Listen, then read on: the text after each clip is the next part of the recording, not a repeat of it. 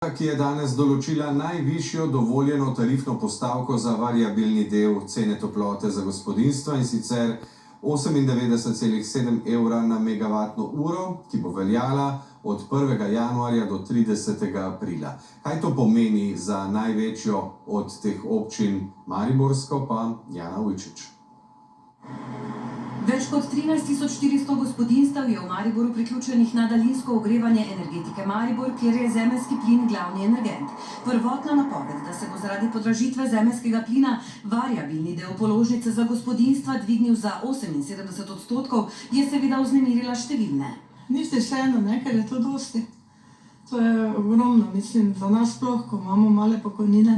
Ne upaš si niti kuriti, pa eno pa drugo, mislim, čuješ tako, kako bi rekel, nenormalno. 200% podražitev variabilnega dela pa so prvotno napovedali za poslovne odjemalce.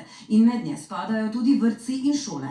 Ta trenutek nas je vse skupaj izjemno strah in v nizkem štartu čakamo dejansko na položnico, ki jo bomo prejeli zdaj v kratkem. V mesecu decembru je bil račun za ogrevanje naše šole 9.600 evrov. Kaj zdaj to pomeni?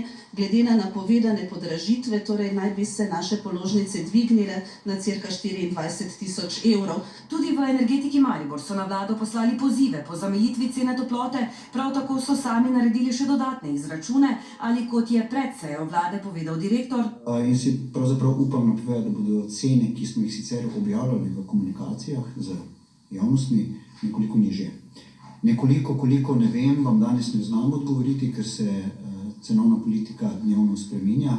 Upam pa si napovedati nižje cene tako za gospodinjstva, nekoliko za gospodinjstva in mogoče celo več za poslovne odjemalce. Popoldan pa je postalo jasno, da je vlada sprejela odločitev o zamejitvi najvišje tarifne postavke za gospodinjstva, ki bo vplivala na znižanje maloprodajne cene toplote, denimo na Jesenicah, v Trbovljah, Novi Gorici, Hrastniku, na Ravnah na Koroškem in v Mariboru, in to že na položnici za januar. Za Maribor to po izračunih pomeni, da bo variabilni del položnice za gospodinjstva višji za 25 in ne za 78%, kot so sprva predvideli. Močno sneženje